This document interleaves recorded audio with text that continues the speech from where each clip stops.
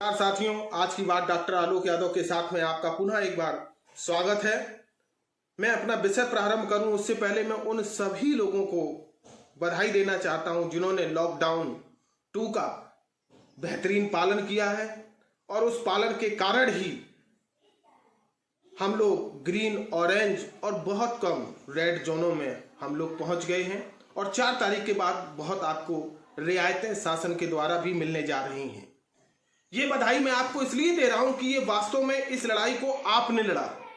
आपने अपने मेहनत के पैसे से, मासिक के पैसे से महंगा सैनिटाइजर खरीदा, मास्क खरीदा आपने और महंगा हैंड वॉश अपने परिवार के लिए खरीद कर इस बीमारी से आपने लड़ने में देश का अहम योगदान दिया है। इसलिए पुनः मैं आपको बधाई देता हूं। आज का मेरा विषय है इंडिया अर्थात उद्योगपति और संपन्न वर्ग, भारत अर्थात गांव, किसान और मजदूर में असमानता का बहुत बड़ा अंतर आ गया है। ये अंतर इतना ज्यादा हो गया है कि आज हमें सड़क पर, गांव में और मीडिया चैनलों में बड़े आराम से देखने को मिल जाएगा। आप देख रहे होंगे कुछ ऐसी तस्वीरें मीडिया संस्थानों द्वारा आ रही हैं कि जो आपको सोचने पर आपके दर्द के अंदर, हृदय के अंदर जितना दर्द है उसको एक बार कुरेदने के लिए काफी है।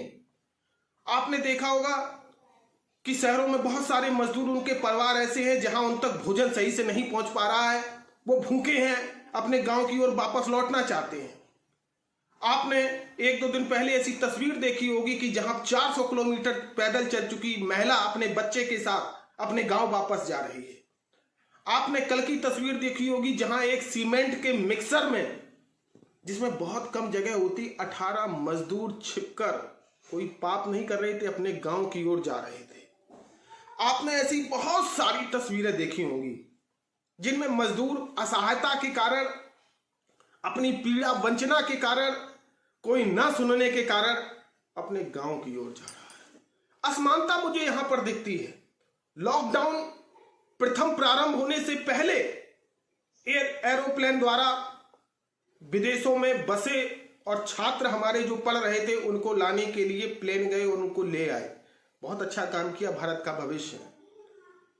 कोटा में और अन्य जगह पर जो छात्र कोचिंग और भारत का भविष्य बनने जा रहे थे वो फंसे हुए थे, उनके लिए राज्य सरकारों ने अपने वाहन विशेष भेजे और उनको घर बुलाया, सुरक्षित किया।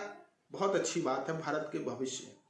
लेकिन इन बीच में मजदूरों ने कई बार घर जाने का प्रयास किया और उन्हें उसके एवज में दंड और जाने क्या क्या उन्हें कहा गया, असावधान कहा गया, मूर्ख कहा गया, बेवकूफ कहा गया, बीमारी बढ़ाने वाला कहा गया, लेकिन वो घर वापस नहीं जा पाए।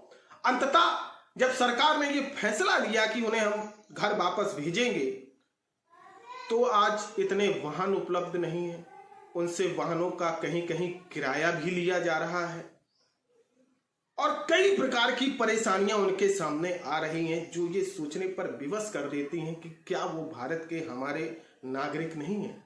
क्या इन सुंदर शहरों का निर्माण किया किसने है? इन जो उद्योगपतियों को, जिनके दम और बदौलत पर वो पैसे वाले हुए हैं, उन्हें करने वाले लोग आखिरकार कौन हैं? ये असमानता किसी प्रकार से समाजवादी लोकतंत्र के लिए एक प्रश्न चिन्ह हो सकती है। लोकतंत्र के लिए सही और सटीक भविष्य की भविष्यवाणी नहीं हो सकती है। मेरा मूल प्रश्न यहां से प्रारंभ होता है। लॉकडाउन 2 में के बाद आपको बहुत सारी छूट मिल रही है, लेकिन उन छूट का आपने अगर एक भी बार नाजायज फायदा उठाया तो पुनः जीरो से, जहां से हम चले थे वहां से आप पहुंच जाएंगे। ये जो मजदूर हमारे साथी वापस आ रहे हैं, गांव में जाएंगे, लेकिन एक चीज बहुत सावधानी से याद रखिएगा, गांव का किसान, मजदूर साथी बहुत ही सरल, सीधे, भोले होते हैं। वो इतनी दूरी आपस में एक दूसरे से नहीं बनाएंगे, वो बहुत जल्दी एक दूसरे से घुल मिल जाएंगे, एक दूसरे के कष्ट को, एक दूसरे के विचार को, एक दूसरे के रहन सहन के बारे में पूछेंगे। तो मेरा उन सभी अपने साथियों से निवेदन है कि आप वापस गांव आ गए हैं, बहुत बहुत आपको शुभकामनाएं। लेकिन राष्ट्र के भविष्य के लिए, अपने साथियों के भविष्य के लिए, गांव, किसान, मजदूरों के भविष्य के लिए आप, जब तक सरकार कहती क्वारंटाइन, आप होके रहें, जिससे उस गांव में बीमारी ना फैल जाए। आप याद रखिएगा, मैं हो सकता है कुछ आपको ज्यादा कष्ट, पीड़ादायी कह रहा हूं, अगर ये बीमारी गांव तक पहुंच गई तो संभालना मुश्किल हो जाएगा। इतने महंगे हैंड मास्क, सैनिटाइजर शहर के संपन्न वर्ग के द्वारा तो खरीदना संभव था, लेकिन आपके द्वारा खरीदना असंभव जैसा हो जाएगा। अतः मेरा सभी साथियों से निवेदन है कि सरकार के नियमों का विशेषता पालन करें। और मैं पुनः आज सच की नजर में इस प्रश्न को उठा के आपके जेहन में छोड़ के जाना चाहता हूं कि भारत में और इंडिया में इतना अंतर क्यों होता चला जा रहा है, जहां पर एक वर्ग विशेष को लिए परमिट, पास और लाने के विशेष फ्री साधन किए जा सकते हैं, और हमारे देश को वास्तव में अन्नदाता, मजदूर, किसान जिसने इस देश को अपने पसीने से सींचा है, बनाया है, उसके लिए सोचने में इतनी देरी क्यों, और देरी के बाद इतना नानुकुर क्यों?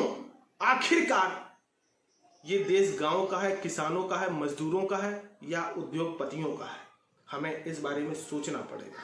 हालांकि सकारात्मक सोचिए, राष्ट्र के बारे में सोचिए। ऐसे ही अनेक प्रश्नों के साथ मैं आपके बीच में आता रहूंगा।